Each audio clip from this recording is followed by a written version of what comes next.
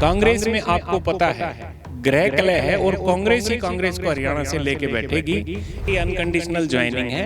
ये क्या है, आज विश्व की सबसे बड़ी पार्टी है, ये शर्तों के आधार पे नहीं चलती। ये बीजेपी ने देखना, यदि इनके लिए मैं कहीं फिट बैठता हूं तो ये मुझे टिकट दे सकते, नहीं तो जिसको भी चुनाव लड़वाएंगे उसका साथ देने का काम करेंगे। पार्टी अगर मुझे मौका देती है तो आप खुद देखना, एक बहुत अच्छे परिणाम बारडा में आने वाले, कम से कम हम 20,000 वोटों से विजयी होंगे। मुझे नहीं लगता कि बारडा से चौधरी बंसीलाल जी के परिवार का कोई यहाँ पे आ रहा है। इसका सीधा सीधा फायदा कहीं ना कहीं मेरे जैसे आदमी को जरूर मिल सकता है। मेरा फर्ज है, जिस पार्टी में हम रहेंगे उसकी खुल के मदद करना, ये मेरा फर्ज है। और इस चीज को सांसद जी खुद भी मानते हैं कि हमने मेहनत की है। भारतीय जनता पार्टी मुझे मौका देती है तो ये सीट कम से कम 20,000 वोटों से जीत के उनके झोली में डालने का काम ये जनता करेगी। इस बार बार डाल के की जनता मन बना चुकी है, भारी प्रत्याशी को वोट नहीं देगी। एमएलए बार डाल के का ही होगा, बाहर से कोई भी आए उसको ये हल्का पूरी तरह नकारने का काम करेगा। अपनी ही पार्टी को खुद ही कांग्रेस डुबोएगी, इसमें कतई कोई संदेह नहीं कि भारतीय जनता पार्टी तीसरी बार हरियाणा में पूर्ण बहुमत की सरकार बनाएगी। कुश्ती हमेशा बराबर के पहलवान से लड़ी जाती है। मैं तो चाहता हूं कि कांग्रेस जिसको मजबूत समझती है, अगर भारतीय जनता पार्टी मुझे मौका देती है तो मजबूत कैंडिडेट को यहाँ उतारे। नमस्कार, मैं प्रदीप साहू, खबर खगाटा के डिजिटल प्रोग्राम में आपका स्वागत है। विधानसभा चुनाव की रणभेरी बज चुकी है। विभिन्न पार्टियों के नेता लगातार अपने अपने स्तर पर टिकट पाने का प्रयास कर रहे हैं। इसी कड़ी में आज हम उमेद पातवास के पास हम पहुंचे हैं। उनसे राजनीतिक हालातों को लेकर हम चर्चा करेंगे। उमेद जी, सबसे पहले तो आपका चैनल पर स्वागत है। नमस्कार, बहुत बहुत धन्यवाद साहू साहब, आपका भी, और खबर खगाटा के सभी दर्शकों को मेरा नमस्कार। बात करते हैं कि गुड़गांव की चकाचौंध बिजनेस आपका वहाँ हुआ, उसको छोड़कर ऐसा क्या मन में आया कि आपने समाज सेवा का काम यहाँ पर अपने क्षेत्र में समाज सेवा की? देखिए साहू साहब, मैं आज से नहीं, आप पता कर सकते हैं, मेरा जुड़ाव गांव से शुरू से रहा है। 2010 में मैं यहाँ पार्षद का चुनाव लड़ा और लोगों ने मुझे भरपूर प्यार प्रेम दिया, मुझे वो जिताया। उसके बाद लगातार मैं निरंतर यहाँ रहता हूँ, लोगों के बीच रहता हूँ। जैसा मेरे से बन पाता है उनके लिए सुख दुख में शामिल होता हूँ, जो बन पाता है करता हूँ। 2014 में मैंने निर्दलीय प्रत्याशी के रूप में चुनाव लड़ा और लोगों ने मुझे भरपूर प्यार प्रेम सहयोग दिया और मुझे 24,000 से ऊपर मत देने का काम किया। क्योंकि हम देख रहे थे अभी जैसे कि आपने भाजपा ज्वाइन की, तो कहीं ना कहीं भाजपा में और जो टिकट के दावेदार हैं उनमें कुछ खलबली सी कुछ ऐसा मची हुई है कि ऐसा कयास भी लगाए जा रहे हैं कि उमेद पातवास की बीजेपी में अगर एंट्री हुई है तो एक टिकट शायद मिल सकती है। देखिए, मेरी अनकंडीशनल ज्वाइनिंग है। ये क्या है, आज विश्व की सबसे बड़ी पार्टी है, ये शर्तों के आधार पे नहीं चलती। ये बीजेपी ने देखना, यदि इनके लिए मैं कहीं फिट बैठता हूँ तो ये मुझे टिकट दे सकते, नहीं तो जिसको भी चुनाव लड़वाएंगे उसका साथ देने का काम करेंगे। क्योंकि बारडा विधानसभा क्षेत्र है, ये किसान आंदोलन की धरती के नाम से जाना जाता है। यहाँ पर राजा मनसाराम भी हुए हैं और भी क्रांतिकारी यहाँ पर रहे हैं। कहीं ना कहीं उस सुटेबल बारडा जो हल्का है आपका बहुत लंबा क्षेत्र है, तो कहीं ना कहीं इस बार लगता है कि जो पिछली जो आपकी कमी रही या आप चुनाव नहीं जीत पाए, तो इस बार अगर टिकट मिलती है तो क्या जीत पाएंगे? देखिए साहू साहब, आपके चैनल के माध्यम से खुले शब्दों में कहना चाहता हूँ, जब भी चुनाव आता है समाज सेवी बहुत आते हैं। वो पर्टिकुलर 2-3 महीने 4 महीने वो समाज सेवा करते हैं, इलेक्शन जैसे ही ख़त्म हुआ उसके बाद वो चले जाते हैं। मैं निरंतर 2009 से आज 24 हो गए जनता के बीच में हूँ, उनके सुख दुख में शामिल होता हूँ। जितने मेरे से अथक प्रयास हो पाए मैं उनके लिए करता हूँ। और बारडा की जनता मेरे प्रति एक सहानुभूति रखती है, लंबे टाइम से ये मानती है कि हमारे बीच 15 साल से है। तो कहीं ना कहीं पार्टी अगर मुझे मौका देती है तो आप खुद देखना, एक बहुत अच्छे परिणाम बारडा में आने वाले, कम से कम हम 20,000 वोटों से विजयी होंगे।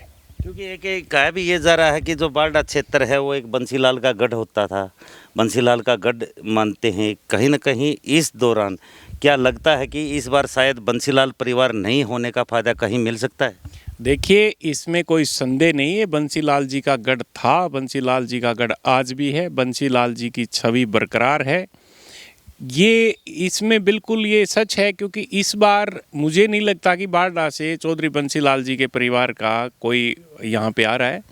इसका सीधा सीधा फ़ायदा कहीं ना कहीं मेरे जैसे आदमी को ज़रूर मिल सकता है। दूसरा, मैडम किरण चौधरी जी जिस प्रकार अभी उनको राज्यसभा में भेज रहे हैं, उनको भी अग्रिम बधाई देता हूँ। वो भी मेरे लिए महत्वपूर्ण साबित होंगी। वो भी भारतीय जनता पार्टी में हमारी सीनियर नेता हैं, उनका आशीर्वाद भी मेरे पे बना रहेगा। फिर चौधरी धर्मवीर सिंह जी जो एमपी चुन के यहाँ से गए हैं, उनकी भी मैंने दिन रात मेहनत करके जी तोड़ मदद की है। तो मुझे अभी वो देख रहे थे हम लोकसभा चुनाव के दौरान भी हर कार्यक्रम में आप रहे, अच्छी आपने मेहनत की। ये मेरा फ़र्ज़ है, जिस पार्टी में हम रहेंगे उसकी खुल के मदद करना ये मेरा फ़र्ज़ है। और इस चीज़ को सांसद जी खुद भी मानते हैं कि हमने मेहनत की है। लोकसभा चुनाव में आपने पार्टी के लिए मेहनत की, इधर बंसीलाल परिवार का साथ, तो कहीं ना कहीं इतना तो तय है कि आपको टिकट मिलती है तो शायद यहाँ से एक रिकॉर्ड भी बन सकता है।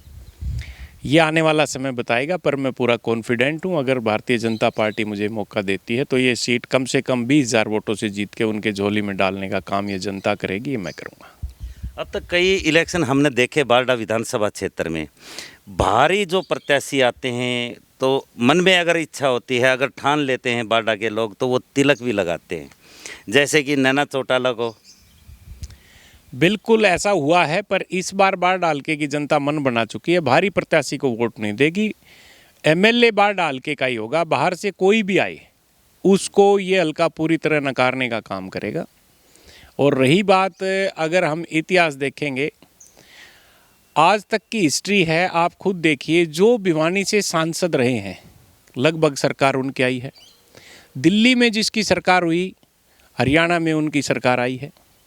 रहा कहा, जो लोकसभा में बारडा से जो प्रत्याशी आ रहे हैं, विधानसभा में उसी पार्टी का प्रत्याशी जीतता आया है। ये मैं नहीं कह रहा हूँ, ये आप इतिहास उठा के देख लें। तो मतलब इस बार उम्मीद पातवास बारडा विधानसभा से इतिहास दोहरा रहे हैं। ये भारतीय जनता पार्टी की मर्जी है, अगर वो मुझे मौका देती है तो अवश्य, और नहीं तो जिसको भी मौका देगी उसका साथ देने का काम करेंगे। क्योंकि बारडा विधानसभा क्षेत्र में कांग्रेस के जो प्रत्याशी हैं, 60 की हम लिस्ट देख रहे थे, इधर बीजेपी के भी बहुत से प्रत्याशी अपने आप को दावेदारी ठोक रहे हैं, एक भी हम दावेदारी ठोक रहे हैं, हम प्रत्याशी के तौर पर आ सकते हैं। तो इन सब के बीच में भारतीय जनता पार्टी के भी 5, 7, 10 जो ऐसे हैं जो दावेदारी ठोक रहे हैं, तो कहीं ना कहीं उनसे निकल के क्या लगता है कि आपकी दावेदारी मजबूत है? भारतीय जनता पार्टी एक संगठित पार्टी है। इसमें जिसको भी पार्टी कमल का फूल हमारा निशान है, जिसको भी ये कमल का फूल दे के भेजेगी, सब संगठित पार्टी होने के नाते इसकी लीडरशिप मजबूत है, उसी आदमी के पीछे सारे लगेंगे।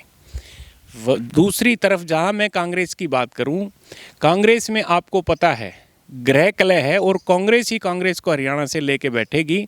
इस बार भी 60 प्रत्याशी बारडा हल्के में है। मैं तो सिर्फ इतना मानता हूँ, कुछ उसमें मजबूत भी हैं जो 4-5 हज़ार वोटों का जनाधार रखते हैं, कुछ हज़ार वोटों का रखते हैं। एवरेज में साहू साहब, मैं सिर्फ आपके माध्यम से इतना कहना चाहता हूँ, जो आदमी चुनाव लड़ने की अपनी इच्छा जाहिर करता है, जिन्होंने अपनी इच्छा जाहिर की उन्होंने 20,000 रुपये भी दिए हैं, एक आदमी एवरेज में 400 वोटों का होगा। आप मानते हैं या नहीं? 60 के हिसाब से 24,000 वोट हो गए। और प्रत्याशी जो सुनने में आ रहा है कि इन 60 के अलावा कोई आएगा, और इनमें से भी कोई आ गया तो 59 उसके खिलाफ जाएंगे। 10 साथ भी रहेंगे, 50 खिलाफ जाएंगे तो भी 420,000 वोट वो लेके बैठ जाएंगे। अपनी ही पार्टी को खुद ही कांग्रेस डुबोएगी, और इसमें कतई कोई संदेह नहीं कि भारतीय जनता पार्टी तीसरी बार हरियाणा में पूर्ण बहुमत की सरकार बनाएगी।